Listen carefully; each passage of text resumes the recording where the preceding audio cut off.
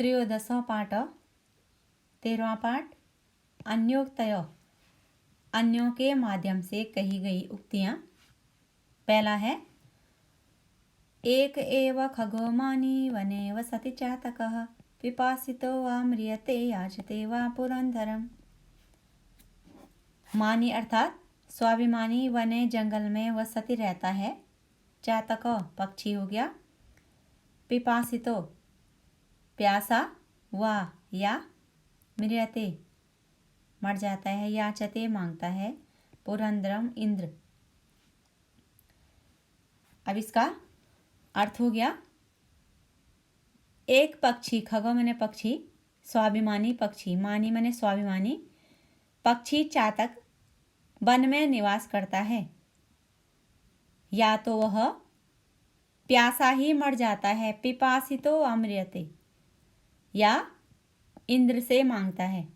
चातक पक्षी की विशेषता होती है कि वह जमीन में गिरा हुआ जल नहीं पीता है, इसलिए वह पुरंदर इंद्र से मांगता है। अर्थात इसका प्रतीकार्थ हो गया कि जो स्वाभिमानी व्यक्ति होता है वह हर किसी के सामने हाथ नहीं फैलाता है। अब दूसरा है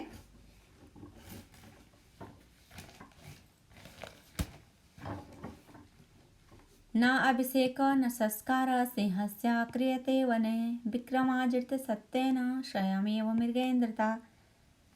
अर्थात जो शेर होता है उसका क्रियते मने करना वने जंगल में, स्वयमेव अपने आप, मृगेन्द्रता अर्थात स्वयं की योग्यता से प्राप्त जो पद होता है। अब अर्थ हो गया कि सिंहस्य शेर का न तो अभिषेक होता है और न का अर्थ नहीं, और न ही उसका संस्कार होता है, नहीं उसका संस्कार किया जाता है, बल्कि वह अपने पुरुषार्थ के बल पर विक्रमार्जित सत्येन, जो उसका पुरुषार्थ होता है उसके आधार पर वह मृगेंद्रता को प्राप्त करता है। अपना जो वनराज का पद है वह उसको हासिल करता है। इसलिए योग्यता ही व्यक्ति की सर्वोपरि होती है। अब है तीसरा अस्ति यद्यपि सर्वत्र नीरम नीरज मंडितम रमते न मरालस्य मानसम मानसम विना। नीर जल हो गया। रमते मन न लगना, मरालस्य हंस का, मानसम इसका अर्थ मन हो गया। दूसरा मानसम मानसरोवर, बिना उसके बगैर। अब अर्थ हो गया यद्यपि सब जगह पानी होता है, नीरम माने जल होता है, और कमल भी वहाँ सुशोभित होते हैं। नीरज मंडितम कमल भी वहाँ सुशोभित होता है, लेकिन फिर भी उसके पश्चात भी मानसरोवर के बिना हंस का मन नहीं लगता है। वो उसको मानसरोवर के बिना कहीं भी अच्छा नहीं लगता है, उसको अपना ही स्थान प्रिय होता है। अब है चौथा नीरक्षीर विवेके हंस आलस्यम त्वमेव तनुसे चेत विश्व अस्मिन अधुना अन्या कुलव्रतम पालिष्यति क। नीर जल हो गया, क्षीर दूध हो गया, विवेक उसको अलग करने का जो हुनर होता है, हंस हंस हो गया, त्वमेव तुम ही, विश्व अधुना इस संसार में वर्तमान में, कुलव्रतम कुलव्रत मने कर्तव्य का, पालिष्यति को मने कौन, पालिष्यति पालन करेगा। अब अर्थ हो गया कि हे हंस, दूध से जल अलग करने का जो हुनर है, जो विवेक है, उसमें तुम ही यदि आलस्य करोगे,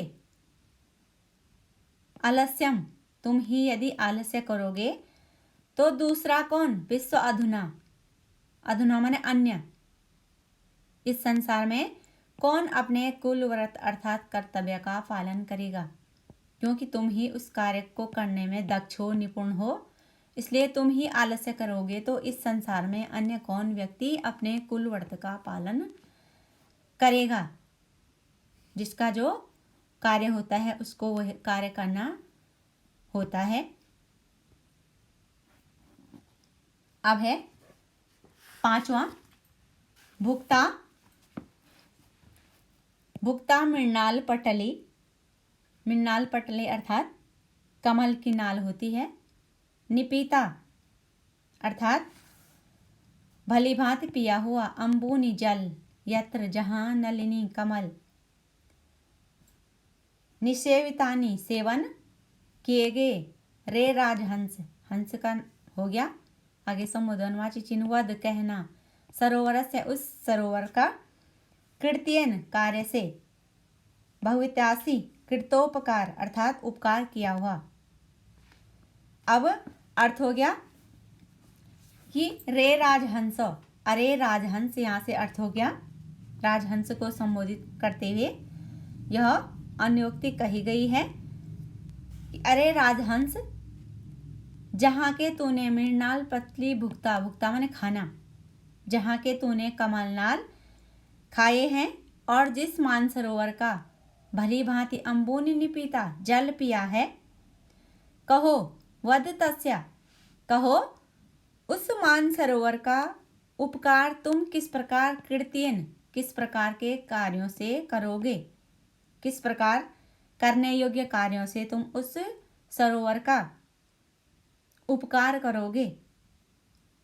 अर्थात प्रतीकार्थ हो गया कि तुमने जिस देश, समाज अथवा मातृभूमि का अन्न, जल या अन्य सुविधाएं भोगी हैं, बताओ कि तुम किस प्रकार के करने योग्य कार्यों से उस मातृभूमि का उपकार चुका पाओगे। अर्थात तुम कितने ही कार्य क्यों ना करो, तुम उसका उपकार कभी भी नहीं चुका सकते हो।